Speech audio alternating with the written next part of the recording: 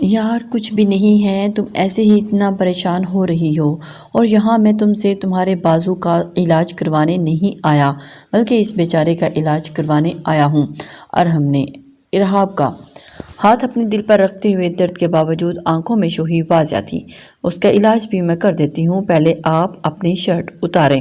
رحاب کو ارحم کا مسلسل نکلتا خون آپ فکر مند کر رہا تھا، جبکہ ارحم کو اپنی مستیوں میں اس سے بات کی پرواہ ہی نہیں تھی۔ یہ پہلی دفعہ نہیں ہوا تھا کہ وہ پہلے بھی بہت بار گولیاں کھا چکا تھا۔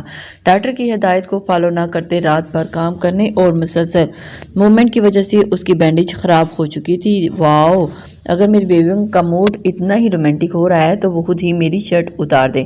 ارحم نے آرام سے صوفے کی بیک سے سر ٹکاتے رحاب کو چھیڑا تھا۔ رحاب نے ایک نظر ارحم کے بازو پر ڈالا تھا اور ایک نظر ارحم کو ویسے ہی بیٹھے دیکھ کر ناچار اس کی طرف جھکتے رحاب نے کانپتے ہاتھوں سے اس کی شرٹ اتاری تھی۔ اب ارحم کو رحاب کا یہ کیئر کرتا فکر مند انداز بہت اچھا لگ رہا تھا۔ جھکنے کی باوجود وجہ سے رحاب کے بالوں کی چند لٹیں رحاب کے چہرے پر آ گئی تھی، جنہیں ارحم نے نرمی سے اس کے چہرے سے ہٹاتے اس کے کان کے پیچھے اڑیسا تھا۔ ارحم کی شوق نظریں اور حرکتوں سے رحاب کے ہاتھوں کی کپکپاہٹ میں مزید اضافہ ہوا تھا۔ بمشکل بٹن کھولتے رحاب نے ارحم کے بازوں سے شرٹ نکالی تھی اور اس کو شرٹ لیس اتنے قریب دیکھ کے مارے شرم کے رحاب بالکل لال ہو چکی تھی، مگر جیسے ہی رحاب کی نظر ارحم کے بازو پر پڑی اسے اپنی جان نکلتی ہوئی محسوس ہوئی۔ رحاب نے جلدی سے فرسٹ ایڈ باکس نکال کر ارحم کے ساتھ صوفے پر بیٹھتے اس کی پہلے سے کی بینڈیج کو اتارنا شروع کر دیا، پر جیسے جیسے ارحم کا زخم رحاب کے سامنے آ رہا تھا رحاب کے آنسوؤں میں مزید اضافہ ہو رہا تھا۔ رحاب میری جان رو کیوں رہی ہو؟ کچھ نہیں ہوا، مجھے صرف ایک معمولی زخم ہے۔ ارحم کو رحاب کے آنسو بے چین کر گئے۔ وہ دوسری ہاتھ سے رحاب کے آنسو اپنی پوروں پر چنتے پیار سے بولا، آپ جھوٹ بول رہے ہیں نا مجھ سے، یہ معمولی زخم نہیں ہے، آپ کو گولی لگی ہے، اتنا بڑا زخم ہے اور اتنا خون بہہ رہا ہے، آپ کو درد تو بہت ہو رہا ہوگا نا۔ ارحم کا درد محسوس کرتے رحاب اپنے آنسو روکنا مشکل ہو رہے تھے، جبکہ ارحم اپنے زخم سے زیادہ رحاب کے آنسو تکلیف دے رہے تھے۔ رحاب نے جلدی جلدی ارحم کا خون صاف کرتے دوبارہ سے اچھی طرح بینڈیج کر دی۔ بچپن سے اپنا ہر زخم کا مرہم خود ہی کرتی آئی تھی، اس لیے بینڈیج میں تو وہ اچھی خاصی ایکسپرٹ تھی۔ گولی چھو کر گزر گئی تھی، کچھ ہی دنوں میں یہ زخم ٹھیک ہو جائے گا، اور میں بالکل سچ کہہ رہا ہوں، مجھے اب بالکل بھی درد نہیں ہو رہا، اور جب مرہم اتنے پیارے ہاتھوں نے رکھا ہو تو درد کیسا ہوگا؟ ارحم نے رحاب کو اپنے بازوؤں میں بیچ لیا۔ رحاب کو ابھی تک یقین نہیں آ رہا تھا اور اسبات میں سر ہلاتے، ابھی ہلدی والا دودھ لے کر آتی ہوں آپ کے لیے۔ رحاب نے اس کے پاس سے اٹھنا چاہا تھا جب ارحم نے اس کا ہاتھ تھام کر روک لیا تھا۔ یار چھوڑو اس سب کو اور یہاں میرے پاس بیٹھو، مجھے ابھی دوبارہ بہت ضروری کام سے جانا ہے اور میں یہاں صرف تم سے ملنے آیا تھا تھوڑی دیر کے لیے۔ ارحم کی بات پر رحاب نے آنکھیں نکال کر غصے سے دیکھا، بالکل بھی نہیں، آج تو میں کسی صورت نہیں جانے دوں گی آپ کو، زخم دیکھا ہے آپ نے اپنا، اٹھیں یہاں سے اور خاموشی سے وہاں بیڈ پر جا کر آرام کریں۔ رحاب کے غصے پر ارحم ڈرنے کی ایکٹنگ کرتے ہوئے صوفے سے اٹھتے ہوئے بیڈ کی طرف بڑھا تھا۔ رحاب پلیز میرے اوپر یہ کمبل تو پھیلا دو، اور مجھ سے نہیں ہو رہا۔ ارحم نے بیڈ پر لیٹتے بے چارگی سے رحاب کو آواز دی۔ رحاب نے جلدی سے اس کے پاس آتے کمبل پھیلایا تھا، مگر جیسے ہی پیچھے ہٹنے لگی تھی ارحم نے بازوں کی گرد میں لگتے ہوئے اپنی طرف جھکا لیا۔ رحاب اس اچانک افطار پر تو بالکل تیار نہیں تھی۔ مجھے دودھ تو لانے دے۔ رحاب نے ارحم کے سینے سے اٹھنا چاہا تھا لیکن نہیں، پر مجھے دودھ سے بھی زیادہ اس وقت تمہاری ضرورت ہے۔ ارحم کی سرگوشی رحاب کی سانسیں منتشر کر گئی تھی، سب کے سب نکمے مارے گئے۔ آخر ہو کیا گیا ہے میرے آدمیوں کو؟ میں ایک ہفتے کے لیے باہر کیا گیا، یہاں تو سب برباد کر دیا تم لوگوں نے۔ برہان لاپتہ ہو گیا ہے، تینوں کے تینوں ٹرک غائب ہو گئے، وہ 4 لوگ آ کر کچھ تباہ کر کے چلے گئے اور تم لوگ میرے آنے کا انتظار کرتے رہے۔ ہمایوں نے اس کی طرف دیکھ کر کہا، اس کا جانشین اس کا بیٹا دشمنوں کے ہاتھوں لگ چکا تھا، یہ بات ذوالفقار کو جڑ سے اکھاڑنے کے لیے کافی تھی۔ ذوالفقار کے حکم پر اس کا آدمی سر ہلاتا وہاں سے نکل گیا۔ جب اسی وقت برہان کا خاص آدمی عجلت میں اندر داخل ہوا۔ ہاں جلدی بولو، کچھ پتہ چلا کہ اتنے خفیہ رکھے جانے والے کام کی مخبری کس حرام خور نے کی؟ ایسا کون ہے ہمارے بیچ جسے اپنی زندگی پیاری نہیں اور جو ہمارے دشمنوں کو ہر خبر سے پہنچا رہا ہے؟ جی ایس کے زہر خندہ لہجے پر سامنے کھڑا شخص کوئی قصور نہ ہوتے ہوئے بھی کام کیا تھا، کیونکہ جو خبر وہ سنانے والا تھا وہ جی ایس کے غضب میں اضافہ کرنے والی تھی۔ بولو بھی یا یوں ہی بت بنے میرے سامنے کھڑے رہو گے؟ ذوالفقار ایک بار پھر دھاڑا تھا۔ وہ ہماری ہر خبر دشمنوں تک پہنچاتی رہی ہے، جو دشمنوں کے ساتھ مل کر ہمارے خلاف کام کر رہی ہے۔ وہ کوئی اور نہیں، الوینے ہے۔ جس دن سے اسمگلنگ کے بارے میں ہمارا منصوبہ بنایا گیا، اسی دن CCTV کیمروں میں الوینے کی اس بات پر مشکوک ہوئی تھی۔ ابھی کے ابھی لے کر آؤ اس حرام زادی کو میرے پاس۔ آج میں اس کا وہ حال کروں گا کہ اپنی موت کی بھیک مانگے گی مجھ سے۔ ذوالفقار کی بات سنتے اس وقت تو سامنے کھڑے شخص نے آج اپنی زندگی بچ جانے کی دعا کی تھی۔ سر، وہ ہماری اتنی سیکیورٹی کے باوجود کل رات کو پتہ نہیں کیسے فرار ہوگی۔ ہم لوگ رات سے ہی اسے تلاش کرنے کی بہت کوشش کر رہے ہیں، مگر اس کا ابھی تک کوئی پتہ نہیں چل سکا۔ ابھی اس نے بات ختم کی تھی جب ذوالفقار کی باری ہاتھ کا پڑنے والا تھپڑ اس نے 2 فٹ دور جا کر پٹخا تھا۔ اتنے کیمروں کے، اتنے گارڈز کے ہوتے ہوئے بھی وہ ذرا سی چوکری یہاں سے فرار ہوگی اور تم لوگوں کو پتہ نہ چل سکا؟ تمہارا انعام تو بنتا ہے۔ ذوالفقار نے پستول نکالتے اس کی دونوں ٹانگوں پر فائر کر دیے تھے، جس پر وہ درد سے بلبلاتے کچھ دیر کے بعد وہیں بے ہوش ہو گیا۔ ذوالفقار اسے پاؤں میں پڑے دھکیلتے وہاں سے نکل گیا۔ ماروش اب مکمل طور پر صحت یاب ہو چکی تھی۔ اس نے فیصلہ کر لیا تھا کہ اب وہ جلدی سے یہاں سے چلی جائے گی۔ وہ مزید اس کھڑوس انسان کے ایسا نہیں لینا چاہتی، مگر گھر والوں کی محبت نے اسے ابھی کوئی بھی انتہائی قدم اٹھانے سے روک رکھا تھا۔ اس نے پہلی بار اپنے پرخلوص اور سچے رشتے دیکھے تھے۔ اس مختصر سے عرصے میں سب لوگوں سے اسے جو محبت ملی تھی وہ اس کی زندگی بھر کا اثاثہ تھی۔ اس کا بس چلتا تو کبھی بھی ان سب سے ہانس کر اپنی ماما سے دور جانے کے بارے میں بھی سوچتی بھی نہیں، لیکن ایک سنگ دل انسان کی سنگ دلی اسے ایسا کرنے پر مجبور کر دیا تھا۔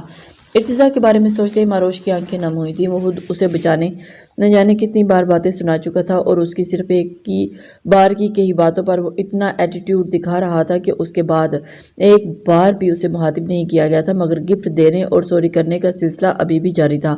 پچھلے 5 دنوں کے دوران ماروش ارتضیٰ کی طرف سے انڈائریکٹلی 100 سے اوپر سوری کا کارڈز اور گفٹ وصول کر چکی تھی۔ ماروش اپنی سوچوں میں الجھتی گاڑی کی طرف بڑھ رہی تھی۔ وہ تھوڑی دیر ایک ضروری کام سے آفس جانا چاہتی تھی، اس لیے بلیک کپڑوں میں سر اور چہرے کو اچھی طرح بلیک کلر کے خوبصورت سے اسکارف سے کور کیے بہت ہی پرکشش لگ رہی تھی۔ اس کی بڑی بڑی دلکش آنکھیں جو کسی اور کو اپنے ایک وار سے چاروں چھانے چت کر دینے کی طاقت رکھتی تھی، نہایت زبردستی اس میں کاجل لگانے کی وجہ سے مزید قاتل لگ رہی تھی۔ ماروش کے پاس آنے پر کچھ فاصلے پر سر جھکائے ڈرائیور نے بہت ہی مؤدبانہ انداز میں ماروش کی طرف گاڑی کی کیز بڑھائی تھی اور ماروش نے اسے کیز لیتے جیسے ہی گاڑی کا دروازہ کھولا، سامنے ہی ڈرائیونگ سیٹ پر ایک اور نئی طرز کا سوری والا کارڈ پڑا ہوا تھا، جس کے ساتھ وائٹ پھولوں کا ایک بوکے اور سلور کلر کے ریپر میں پیک کوئی گفٹ پڑا تھا۔ ماروش نے چہرہ گھما کر ایک نظر پیچھے کھڑے ڈرائیور کی طرف دیکھا، مگر وہ ویسے ہی سر جھکائے ہاتھ باندھے کھڑا تھا۔ ماروش نے گہرا سانس بھرتے گاڑی میں بیٹھتے کارڈ کھولا، مگر سامنے لکھی تحریر پڑھ کرنا چاہتے ہوئے بھی اس کے لبوں پر ایک خوبصورت سی مسکراہٹ بکھر گئی۔ سوری میری جان، اب تو اپنے اس کھڑوس پلس بیچارے ہسبینڈ کو معاف کر دو۔ پچھلے 1 ہفتے سے جو حرکتیں میں کر رہا ہوں، اب تو میرے تمام ملازمین اور گارڈز بھی مجھے ہمدردی بھری نظروں سے دیکھتے ہیں۔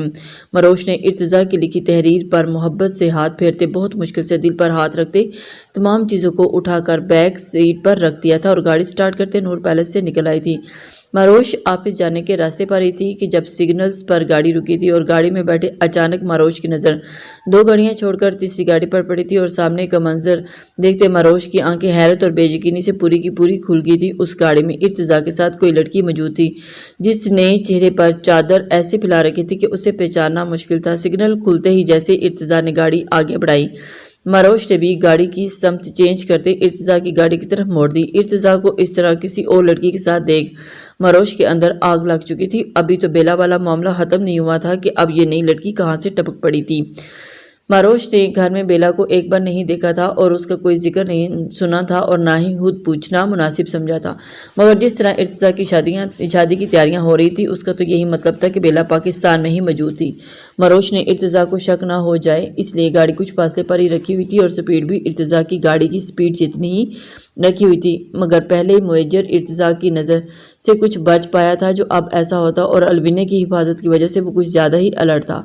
اسے کافی دیر سے محسوس ہو رہا تھا جیسے پچھلی گاڑی اس کا پیچھا کر رہی ہے۔ ارتضیٰ نے سپیڈ کم کرتے بیک ویو مرر سے پچھلی گاڑی کا جائزہ لیا تھا، مگر اپنے ہی گھر کی گاڑی دیکھ اسے حیرانی ہوئی تھی، مگر مزید غور کرنے پر جو چیز سامنے آئی تھی، ارتضیٰ کے چہرے پر ایک دلکش اور بے ساختہ مسکان چھوڑ گئی۔ اس کی اپنی زوجہ محترمہ اس کا پیچھا کر رہی تھی۔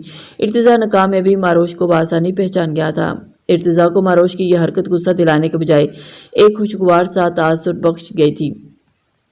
ماروش کی اس کے لیے محبت میں ذرا بھی کمی نہیں آئی تھی، اب بھی ویسے ہی اسے چاہتی تھی اور اس کے ساتھ کسی اور لڑکی کو برداشت نہیں کر پائی تھی۔ ارتضا نے گاڑی کی سپیڈ مزید بڑھا دی تھی۔ ماروش نے بھی ارتضا کو سپیڈ بڑھاتے دیکھ کر گاڑی کی سپیڈ بالکل ویسے ہی بڑھا دی تھی۔ جب اگلے لمحے ہونٹوں پر شدید مسکراہٹ بکھر گئی تھی، جس کی وجہ سے تیز سپیڈ میں آتی ماروش کی گاڑی ارتضا کی گاڑی کے بہت قریب تھی۔ ماروش نے گاڑی بہت مشکل سے سپیڈ کو کنٹرول کرنے ارتضا کی گاڑی سے دور رکھا تھا۔ ماروش غصے میں اس طرف دھیان دینا بھول چکی تھی کہ آخر اچانک ارتضا ایسا کیوں کر رہا ہے، تو وہ تو ارتضا کی حرکتوں پہ مزید تب چکی تھی، جبکہ ارتضا کو ماروش کو تنگ کر کے بہت مزہ آ رہا تھا۔ اس کے برابر میں بیٹھی الوی نے دلچسپی سے ارتضا سکندر کا سنجیدگی اور دو ٹوک انداز میں ہٹ کر یہ نیا روپ دیکھ رہی تھی۔ ارتضا کے مسلسل مسکرانے کی وجہ سے اس کے رخسار پر موجود گڑھے مزید گہرے ہو رہے تھے۔ الوینے کو اپنا اب شاندار اور سب سے منفرد حسین مرد کی چاہت میں ڈوبتا ہوا محسوس ہو رہا تھا۔ ارتضا سے ملاقات کے بعد اس نے کسی بھی مرد کو بھی اپنے قریب نہیں آنے دیا تھا۔ وہ جانتی تھی کہ اس بد کردار مرد کے قابل بالکل بھی نہیں تھی، مگر اب وہ اپنے آگے کی زندگی اس شخص کے نام پر گزارنا چاہتی تھی۔ ارتضا سے ملاقات کے بعد اس نے بہت عرصہ بعد نماز اور قرآن پاک پڑھا تھا اور دل کی اولین خواہش کے باوجود بھی ایک بار بھی اپنے لیے دعا میں نہیں مانگا تھا، صرف اور صرف اسی کی سلامتی اور کامیابی کی دعا مانگی تھی، اور ساتھ ہی اوپر والے سے اس جہنم سے نکلنے کی دعا بھی کی تھی جو ارتضا کی شکل میں اب پوری کر دی گئی تھی۔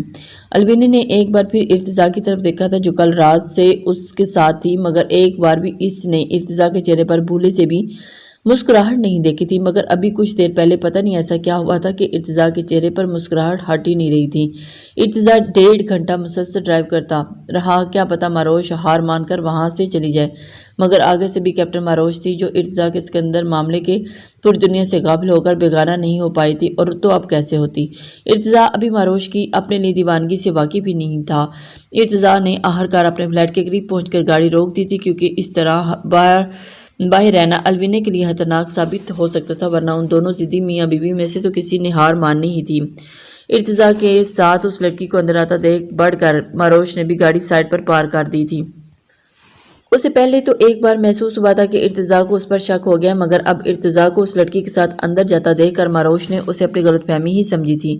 ان کے اندر داخل ہوتے ہی ماروش بھی جلدی سے اندر داخل ہوئی تھی۔ مکمل ڈھکا ہونے کی وجہ سے ماروش کو اس بات کی ٹینشن نہیں تھی کہ وہ وہاں کوئی بھی اسے پہچان سکے گا۔ ارتضا الوینے کے ساتھ فلیٹ کے اندر داخل ہوا اور دانستہ ماروش کی خاطر دروازہ کھلا ہی چھوڑ دیا تھا۔ مس الوینے، آپ نے ہماری بہت زیادہ مدد کی ہے، جس کا احسان ہم زندگی بھر بھی نہیں چکا سکتے، مگر ہاں اتنا کہہ سکتا ہوں کہ اب آپ بالکل محفوظ ہیں۔ اب دوبارہ کبھی وہ درندے آپ کی پرچھائی تک نہیں پہنچ پائیں گے۔ جب تک CSK کا دی اینڈ نہیں ہو جاتا آپ آرمی کے انڈر ہی رہیں گی۔ اس کے بعد آپ کو آپ کی خواہش کے مطابق ایک بہترین زندگی فراہم کی جائے گی۔ ارتضا کی پوری بات توجہ سے سنتی الوی نے نرمی سے مسکرائی تھی۔ مدد میں نے نہیں، آپ نے میری کی، مجھے ہدایت کا راستہ دکھایا، مجھے میری زندگی اور آخرت سنوارنے کا موقع دے کر۔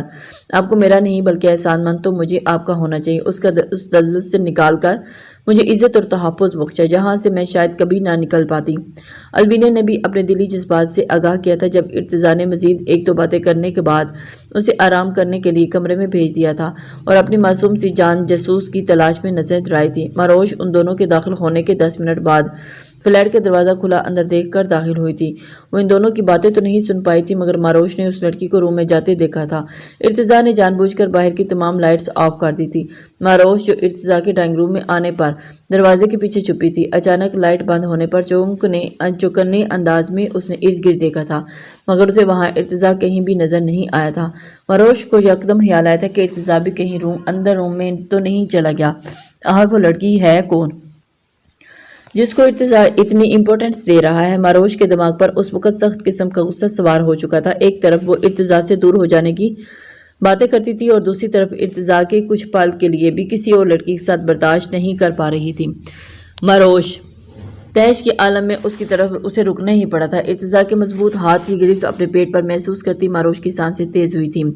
کون ہو تم اور یہاں کیا کر رہی ہو؟ ارتضا نے ہلکا سا دباؤ ڈالتے ماروش کو اپنے قریب تر کیا تھا اور ماروش کی کمر بالکل ارتضا کے سینے کے ساتھ لگی تھی اور اس کا سر ارتضا کے کندھے سے ٹچ ہو رہا تھا۔ ارتضا کی گمبھیر سرگوشی ماروش کے غصے میں مزید اضافہ کر گئی تھی، کیونکہ ماروش کو لگا تھا کہ ارتضا اسے پہچان چکا ہے، اس لیے اسے اس طرح اپنے قریب کیا ہے، مگر یہ سوچ کہ ارتضا کسی انجان لڑکی کو اس طرح اپنے قریب کر سکتا ہے ماروش کو اس لمحے مزید بھڑکا گئی تھی۔ یہ سوچ ہی ماروش کے لیے جان لیوا تھی کہ کوئی لڑکی اس طرح ارتضیٰ کے قریب آئے۔ ماروش نے ایک زوردار کوہنی ارتضیٰ کے سینے میں مارتے خود کو اس سے آزاد کروایا تھا۔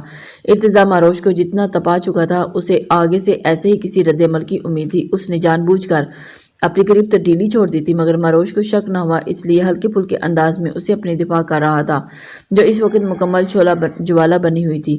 ماروش نے آزاد ہوتے ہی پلٹ کر ارتضیٰ پر دوبارہ حملہ کرنا چاہا تھا جب ارتضیٰ کی گرفت میں اس کی دونوں کلائیاں آ چکی تھی۔ ارتضیٰ کے چھونے کا انداز ماروش کو مزید تیش دلا رہا تھا، کیونکہ اپنی گرفت میں لے کر ارتضیٰ نے اس کی کلائیوں سے ہاتھ اوپر لے جاتے اس کے دودیا بازوں کی نرماہٹوں کو محسوس کیا تھا۔ وجہ صرف اور صرف ماروش کو غصے کی حد دیکھنا تھا کہ وہ اس کے معاملے میں کتنی پوزیسو ہے، اور ایسا ہی ہوا تھا۔ ماروش کا ہر انداز اسے اپنے لیے محبت کی شدت کا پتہ دے رہا تھا۔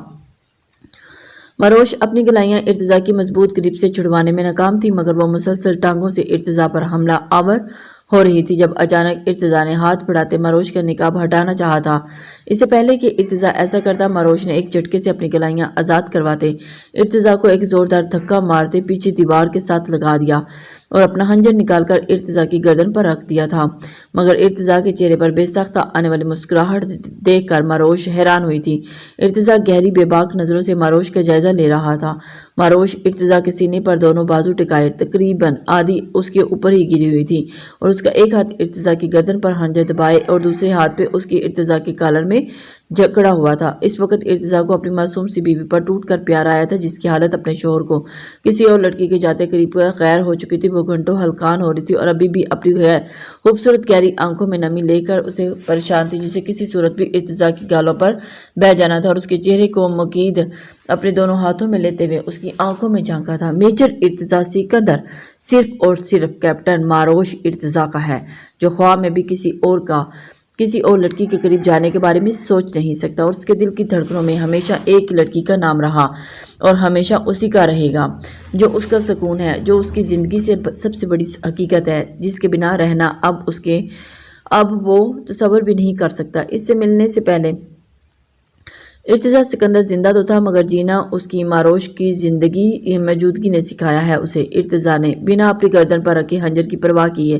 جھک کر ماروش کی نقاب کے اوپر سے دونوں آنکھوں کو عقیدت سے چوم لیا تھا۔ ماروش دم سادے ارتضیٰ کی بات سن رہی تھی۔ ارتضیٰ سکندر کا معتبر کرتا انداز اسے آسمان کی بلندیوں پر لے گیا تھا۔ ارتضیٰ کے جھکنے کی وجہ سے اس کی گردن پر رکھا خنجر جلد کے اندر اتر گیا اور اس کی گردن کو زخمی کرتا خون آلود کر گیا تھا۔ "Oh no, I am really sorry". Irtaza کا خون دیکھ ماروش اپنی ساری ناراضگی اور غصہ بھولتی خنجر دور پھینکتی بے چینی سے ارتضیٰ کے مزید قریب ہوئی تھی۔ "آئی ایم ریئلی سوری، میں نے جان بوجھ کر یہ سب نہیں کیا، آپ کو اس طرح جھکنا نہیں چاہیے تھا"۔ خون ارتضیٰ کا نکل رہا تھا، مگر تکلیف ماروش کو لگ رہی تھی۔ ماروش نے اپنا پاکٹ سے ٹیشو نکالتے ارتضیٰ کی گردن پر رکھا تھا، مگر ارتضیٰ کی ہائٹ کے ہونے کی وجہ سے ماروش ٹھیک سے اس کا زخم صاف نہیں کر پا رہی تھی۔ بنا ارتضیٰ کی پرشوق گہری نظروں کی طرف دھیان دیے ماروش ارتضیٰ کے دونوں پاؤں پر اپنے پاؤں رکھتے اونچا ہو کر اس کی گردن کا زخم صاف کرنے لگی تھی، جبکہ اس کے اس طرح مسئلے کا حل کرنے پر ارتضیٰ اپنے بے ساختہ قہقہ نہیں روک پایا تھا۔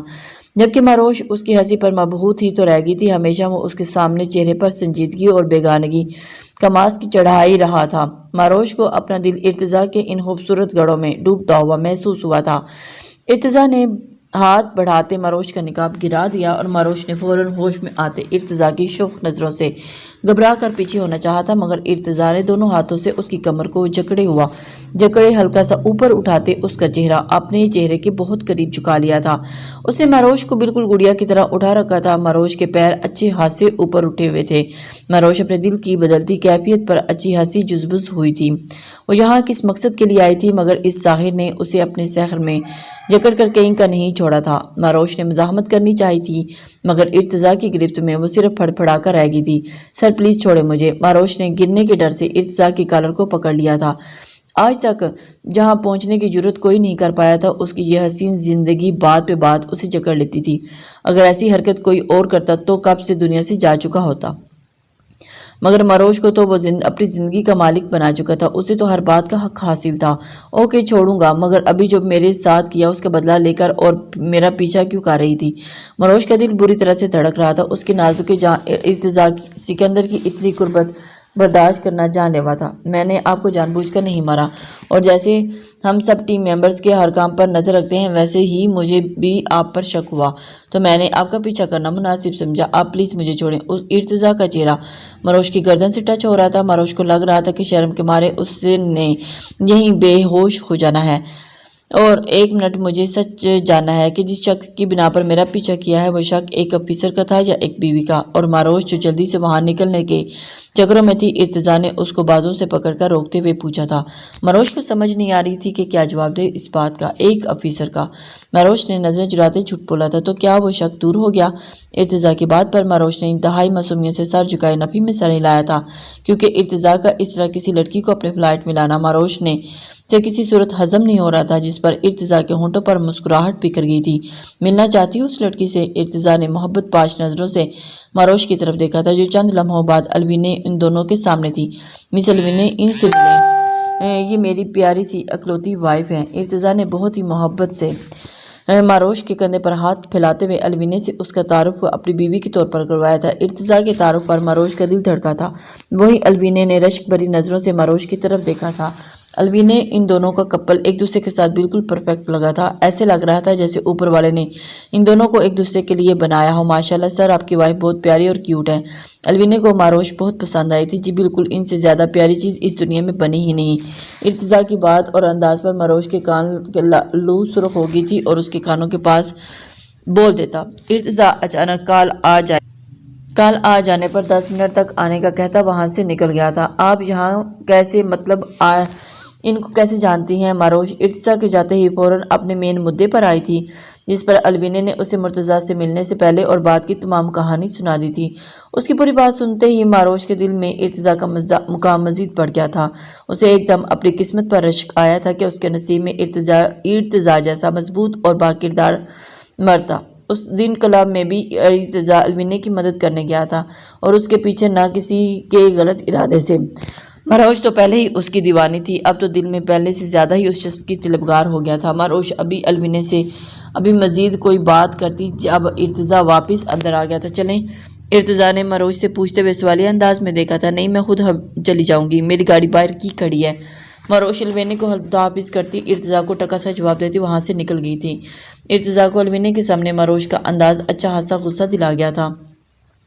वो भला कहाँ आदी थी ऐसे लहजों और अल्फाज का। इतने दिनों से अपने मिजाज को एक तरफ रखते हुए न जाने कैसे मारोश का सख्त लहजा बर्दाश्त कर रहा था, मगर अब वो चाहने के बावजूद भी खुद पर कंट्रोल नहीं कर पाया। अलवीने को हिदायत देता हुआ मारोश के पीछे निकल गया था। मारोश, ये क्या बदतमीजी है? मारोश जो गाड़ी का दरवाजा अनलॉक कर रही थी, इर्तिजा उसके ऊपर धाड़ा था। इर्तिजा मारोश को बाजू पकड़कर अपनी गाड़ी की तरफ मोड़ते हुए निकाल कर इर्द गिर्द हाथ रखते हुए उस पर झुका था। मैंने कोई बदतमीजी नहीं की। मारोश इर्तिजा के पहले वाले गुस्सीले लहजे पर अंदर ही अंदर सहमती हुई मिनमिनाई। तो मेरे साथ आने से इनकार क्यों किया? इर्तिजा का गुस्सा अनूसा। क्योंकि मैंने आपके साथ जाना नहीं चाहती। मारोश ने अपनी सारी हिम्मत जमा करते उसे जवाब दिया। और क्यों नहीं आना चाहती तुम? इर्तिजा ने सबाट लहजे में सवाल किया। क्योंकि मुझे आपके साथ जाना पसंद नहीं, और ना ही मैं आपकी पाबंद हूँ। मारोश की बात पर इर्तिजा ने हैरत से उसकी आंखों में झांका था। उसे यकीन नहीं आया था मारोश ऐसी बात भी करेगी। इर्तिजा का कुछ देर पहले का खुशगवार मूड पूरी तरह ऑफ हो चुका था। ओके, तुम जा सकती हो। इर्तिजा एकदम पीछे हट गया, जबकि मारोश को इर्तिजा के इस तरह दूर हो जाने पर अपने अल्फाज की संगीनी का एहसास हुआ। मगर इर्तिजा ने उसे हट किया तो काम वो भी नहीं कर रही थी जिस तरह उसने इर्तिजा को शक करते हुए उसका पीछा किया और जैसे उसके साथ बिहेव कर रही थी। वो अच्छे से जानती थी कि इर्तिजा कितनी राय दे रहा है, वरना इर्तिजा जितना मिजाज का सख्त और रसूलों का पक्का था। अगर मारोश की जगह कोई और होता तो अब तक अपने अंजाम को पहुंच चुका होता। इर्तिजा सीने पर हाथ बांधे फासले पर खड़े बेतासुर नजरों से मारोश को देख रहा था, जो हाथों की उंगलियां मरोड़ती अभी भी वही खड़ी थी और एक कदम भी अपनी जगह से नहीं हिली थी। कुछ पल इसी तरह खड़े वो 2 कदम इर्तिजा के करीब हुई थी। आई एम सॉरी, बहुत नरमी से उसने कहा। मारोश को लगा था कि उसने इर्तिजा को हर्ट किया। वो बहुत ही नरम दिल की मालिक थी, खुद ही हर बात बर्दाश्त कर लेती थी, मगर खुद की वजह से किसी और को हर्ट करना बर्दाश्त नहीं कर पाती थी। और ये तो फिर इर्तिजा सिकंदर था और उसे नाराज कैसे कर सकती थी? Sorry for what? इर्तिजा ने नकाम में मुकीद उसके सभी चेहरे की तरफ देखा था। इर्तिजा के बाद के जवाब में मारोश कुछ भी नहीं बोली थी, मगर एक आंसू टूटकर उसकी आंखों से गिरा था और यहीं पर इर्तिजा की बस हुई थी। पागल, इसमें रोने वाली क्या बात है? इर्तिजा ने मारोश की कमर में बाजू खुमाइल करते उसे करीब किया था। جب مروش اس کے سینے پر سر ٹکائے پھوٹ پھوٹ کر رونا شروع ہو چکی تھی۔ ماں میری جان، کیا ہوا ہے؟ میں ناراض نہیں ہوا، مذاق کر رہا تھا تم سے۔ ارتضیٰ نے اس کے گرد اپنے بازو پھیلاتے اپنے سینے میں پینچا۔ ارتضیٰ نے مروش کو رونے دیا تھا تاکہ رو کر اپنے دل کی تمام بھڑاس نکال سکے۔ کافی دیر آنسو بہانے کے بعد مروش نے ارتضیٰ کے سینے پر سر اٹھایا تھا۔ ارتضیٰ کی شرٹ مروش کے آنسو کی وجہ سے سینے سے بالکل بھیگ چکی تھی۔ آپ بہت برے اور ظالم ہیں، مجھے آپ سے بات بالکل بھی نہیں کرنی۔ مروش ارتضیٰ کے مضبوط بازوں کے حصار میں سرخ بھیگی آنکھیں لیے کھڑی شکوہ کرتی ارتضیٰ کو کوئی چھوٹی بچی لگی تھی۔ اگر اپنی ہر غلطی ہر ظلم تلافی کر دوں کیا تب بھی بات نہیں کرو گی؟ ارتضیٰ نے ہلکا سا مروش کی پیشانی چومی تھی۔ مروش کے معاملے میں اس کا دل اب بالکل بھی نرم ہو چکا تھا، مگر اب وہ شاید کبھی بھی اس پر غصہ نہ کر پاتا۔ ارتضیٰ کے لمس پر سرخ ہوتے مروش نے نفی میں سر ہلایا تھا۔ جانا، اتنا پیار دوں گا کہ مجھ سے بات کیے بغیر تمہارا بھی گزارا ناممکن ہوگا۔ ارتضیٰ کی سرگوشی پر مروش کا دل زور سے دھڑکا تھا اور اسے کیا بتاتی کہ اس کے بغیر اس کا گزارا اب بھی ممکن نہیں تھا۔ ارتضیٰ نے جھک کر نقاب کے اوپر مروش کے گال چوما تھا جو اس کو اندر ہی اندر لال پیلا کر رہا تھا۔ سر جی آپ کیا کر رہے ہیں؟ ہم پبلک پلیس پر ہیں۔ ارتضیٰ کو بہکتے دیکھ کر مروش کا پسینہ چھوٹا تھا۔ وہ جلدی سے اس کے مضبوط باہوں سے نکلنے کی کوشش کرنے لگی تھی۔ جب اس کی غیر ہوتی حالت دیکھتے ہی ارتضیٰ نے اس کا دوسرا گال بھی چومتے آزاد کر دیا تھا۔ مروش جلدی سے اپنی گاڑی کی طرف بڑھتے وہاں سے نکل گئی تھی، جبکہ ارتضیٰ اس کی جلد بازیاں دیکھتا مسکرا دیا تھا۔ صرف 2 دن رہ گئے تھے جس کے بعد مروش کو دیے ہر دکھ کی تلافی کرنے والا تھا۔ اسے بتانے والا تھا کہ وہ پیاری سی لڑکی کس مقام کی مستحق ہے۔ کیا ہوا میجر صاحب؟ آپ کی سونیا ابھی تک تشریف نہیں لائی؟ بہت شدت سے انتظار ہو رہا ہے اس کا۔ جازل جو آفس میں اپنی سیٹ پر بیٹھا شدت سے دعا کر رہا تھا کہ آج سونیا کسی صورت نہ آئے، اسے کوئی ضروری کام پڑ جائے، اور آج وہ کسی صورت سونیا کو جھیلنے کے موڈ میں نہیں تھا۔ سونیا کی فضول حرکتوں نے پچھلے 1 ہفتے سے اسے بری طرح تپا کر رکھا تھا، اور اوپر سے بنا دیکھے وہ سب کے سامنے ہنس کر زمل کے سامنے اس سے لپٹ جاتی تھی، زمل کو تو جیسے آگ لگ جاتی تھی۔ وہ الگ خود جازل بھی اس سے بے باک انداز سے بیزار اور اکتاہٹ کا شکار تھا۔ زمل کے طنزیہ انداز پر جازل نے اسے گھورا تھا۔ جازل اور زمل اس وقت ایک ویل سیٹلڈ آفس میں موجود تھے جو خاص طور پر اس مشن کے لیے تیار کیا گیا تھا۔ اس سے پہلے کہ زمل مزید اسے تنگ کرتی، انٹرکام پر ملنے والی اطلاع پر جازل کے منع کرنے کے بدلتے زاویے دیکھ کر زمل سمجھ گئی تھی کہ مس چمک چلو تشریف لا چکی ہیں، میں جاؤں؟ زمل نے جلدی سے فائل اٹھاتے وہاں سے اٹھنا چاہا تھا۔ خبردار، آپ یہاں سے ہلی بھی صحیح تو چپ کر کے بیٹھی رہیں، اور جب میرے ایک بھی اشارے پر آپ نے یہاں سے ہلنے کی کوشش بھی مت کرنا۔ جازل کے بعد وہ زمل کے چہرے پر بے ساختہ مسکراہٹ بکھر گئی تھی۔ وہ اچھے سے سمجھ گئی تھی کہ جازل اسے وہاں کیوں روک رہا ہے، اور اس کے سامنے سونیا پھر کچھ حد میں رہتی تھی۔ دروازہ کھلنے کی آواز پر زمل نے فوراً اپنا سر فائز پر جھکا لیا تھا۔ سونیا زمل کو یکسر نظر انداز کرتی سیدھی جازل کی طرف بڑھی تھی، اور جس پر جازل کے والہانہ انداز میں اس کی استقبال کرتا اپنی سیٹ سے کھڑا ہوا تھا۔ زمل نے کن اکھیوں سے ان دونوں کی طرف دیکھا تھا، مگر جازل کے سینے سے چپٹی سونیا کو دیکھ زمل کا پارا ہائی ہوا تھا۔ آج تو سونیا اس کا لحاظ بھی بھول چکی تھی۔ کیا ہوا سونیا؟ آج تم بہت سیڈ لگ رہی ہو، اب ٹھیک ہے؟ جازل نے نرمی سے سونیا کو پیچھے کرنا چاہا تھا، مگر اس سے پہلے کہ سونیا کی ریڈ لپسٹک جازل کی وائٹ شرٹ داغ دار گرا گئی تھی۔ جازل کے عین سینے پر لپسٹک کا نشان زمل کو کوئلوں پر بھی بھٹی پر بٹھا گیا تھا۔ جازل بھی میں بہت پریشان ہوں، 1 ہفتہ ہو چکا ہے مگر بھیا کو کچھ پتہ نہیں چل رہا۔ سونیا آنکھوں میں آنسو بھرے جازل کے مزید قریب ہوتے بولی تھی، اوہ یہ تو بہت بری نیوز ہے، مگر تم اس طرح رو کر خود کو ہلاکان مت کرو، تمہارا بھائی ضرور مل جائے گا۔ جازل دل ہی دل میں خوش ہوتے ہوئے چہرے پر ہمدردی کا تاثر لیے بولا تھا، اس لیے تو تمہارے پاس آئی ہوں، تمہارے پاس آ کر میں اپنی ہر پریشانی بھول جاتی ہوں۔ سونیا بنا زمل کی پرواہ کیے جازل کے قریب تر ہوتے اس کے ہونٹوں کو چھونا چاہا تھا، اس سے پہلے کہ جازل خود اسے دور دھکیل ایک زوردار آواز پر سونیا دہلتے ہوئے پیچھے ہٹی تھی، جبکہ جازل نے زمل کے غصے کا اور شرم سے سرخ ہوتا چہرہ بہت مشکل سے اپنی ہنسی کنٹرول کی تھی۔ زمل نے ان دونوں کو اتنا قریب دیکھ سامنے رکھا پیپر ویٹ زور سے لکڑی کے ٹیبل پر دے مارا تھا، جو زوردار آواز پیدا کرتے دور جا گرا تھا۔ Are you crazy? یہ کیا کیا تم نے؟ جازل یہ کتنا عجیب سٹاپ ہے تمہارا۔ سونیا نے بد مزہ ہوتے ہوئے زمل کو کھا جانے والی نظروں سے گھورا تھا۔ I am sorry ma'am. زمل جلدی سے معذرت کرتی وہاں سے نکل گئی تھی، اور باہر آتے زور سے ساری فائلز اپنے کیبن میں آن پٹ رکھی تھی۔ بے حیا بےہودہ لڑکی، ذرا شرم نہیں آئی، اس نے میرے ہی سامنے میرے شوہر کو चिबाड़ डाल रही है, जफ्फियाँ डाल रही है, और वो मोहतरम तो आगे से ही डबल मज़े ले रही हैं। बस और नहीं मुनासिब लगता या नहीं, मगर आज तो मैं इर्तिज़ा सर को इस बंदे की करतूत बताकर ही रहूँगा। जिमल गुस्से से और इश्ताल में वहाँ से चक्कर काटते मुसलसल बड़बड़ाई जा रही थी। वो वहाँ से तो आ गई थी, मगर उसके दिमाग अभी भी वहीं पर मौजूद था। जिमल मजीद न जाने कब तक जलती कुड़ती रहती। जब मोबाइल की रिंग पर मरोश का नंबर देखकर जल्दी से कार रिसीव की थी। माही, तुम्हारी वो बहन एक नंबर की बेहुदा औरत है, उससे बड़ी छिछोरी मैंने आज तक दुनिया में नहीं देखी, जिससे ज़रा शर्म लिहाज नहीं। मेरे हिसाब ने मेरे शोहर के गले पड़ी है, उसे किस रही है, और मेरे शोहर नामदार अपनी ड्यूटी का असल मकसद बुलाए इंजॉय करने में मगन है। तुम जानती हो अगर मैं न रुकती तो वो किस कर देते। अगर ऐसा हो जाता तो आई स्वेयर इसके बाद जाजिल इब्राहिम मेरे हाथों कत्ल होने के से कोई ना बचा पाता। जिमल बिना मारोश को बोलने का मौका दिए अपनी भड़ास निकालती, तब तक खामोश बैठी थी। उस स्पीकर पर मारोश का केका सुनाई दिया था। माही, तुम ये सब फनी लग रहा है। जिमल मजीद तपी थी। जिमल, मैं तुमसे पहले तो तुम ब्रेक पर पाँव रखो, पानी वानी पियो और रिलैक्स हो जाओ। चलो शाबाश। और उसके बाद मुझे एक बात का जवाब दो। मारोश की बात पर अमल करते जिमल ने पानी का एक घूंट पर हाँ बोलो अब। जिमल का अंदाज हनूस था। तुम्हें इतना बुरा क्यों लग रहा है? अगर वो किस भी कर देते तो तुम्हें क्या फ़र्क पड़ना था? मरोश की बात पर जिमल का पारा फिर से चढ़ गया था। माही, वो मेरा शोहर है, निकाह हुआ है हमारा, कैसे फ़र्क नहीं पड़ता मुझे? जिमल चिबा चिबा कर बोली। रियली जिमल? मगर जहाँ तक मुझे पता है इस रिश्ते की तो कोई हकीकत नहीं, ये तो कागजी रिश्ता है ना, जो ये मिशन ख़त्म होने के साथ ही ख़त्म हो जाएगा। फिर ऐसे रिश्ते के लिए इतनी तड़प, इतनी बेचैनी क्यों? कहीं तुम इस रिश्ते के बारे में सीरियस तो नहीं होगी? कहीं तुम्हें मेजर जाजिल से मोहब्बत तो नहीं होगी? क्योंकि मेरे ख्याल से तो ऐसा कोई हादसा रुनुमा हो चुका है मेरी जान तुम्हारे साथ। अगर ऐसा है तो मैं बहुत खुश हूँ। मेजर जाजिल ने अच्छा लाइफ पार्टनर तुम्हारे लिए कोई और हो ही नहीं सकता। जिमल मारोश को अपने रिश्ते की हकीकत बता चुकी थी और इतने बड़े बेवकूफ़ाना फैसले पर मारोश से अच्छी हंसी सुन भी चुकी थी। मगर आज जिमल का अंदाज देख मारोश बहुत खुश हुई थी।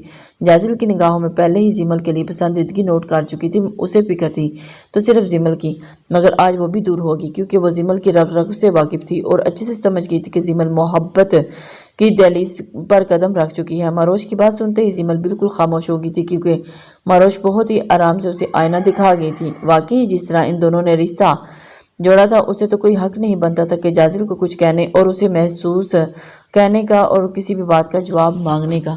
और सबसे बड़ी बात जो जिमल को महसूस हुई थी, उसे सोनिया का दिल जाजिल के करीब होना इतना क्यों बुरा लग रहा था। क्या माही ठीक कह रही थी? मैं वाकई जाजिल से प्यार करने लगी हूँ? नहीं, अगर ऐसा है तो बहुत गलत हुआ। मुझे खुद को रोकना होगा, वरना सबसे पहले मेरा मजाक उस छिछोरे मेजर नहीं बनाना है। नहीं नहीं नहीं, ऐसा कभी नहीं हो सकता। मुझे कोई फ़र्क नहीं पड़ता, कोई फ़र्क नहीं पड़ता वो सोनिया के साथ रही या किसी और के साथ। I don't care. जिमल अपने दिल को बुरी तरह से टिपटते हुए चुप करवा गई थी। जिमल मारोश को भी यही दलीलें देती चंद एक बातें फ़ोन पर करते हुए बंद कर दिया था, क्योंकि लाख कोशिशों के बावजूद दिलकश बढ़ रहा था, जिस पर बिना कान धरे जिमल ने सामने पड़ी फाइल खोल ली थी। हेलो मिस जिमल, कैसी हैं आप? काजम की आवाज़ पर जिमल ने फाइल सर से उठाते हुए उसकी तरफ देखा। वो उस वक्त उसके कुलीग के बेस में उन्हीं की एजेंसी का बंदा था और पहले भी एक दो मुलाकातों में जिमल ने उसकी सलाम दुआ हो चुकी थी। मैं बिल्कुल ठीक हूँ। उसने आप प्लीज़ तशरीफ़ रखिए ना। यार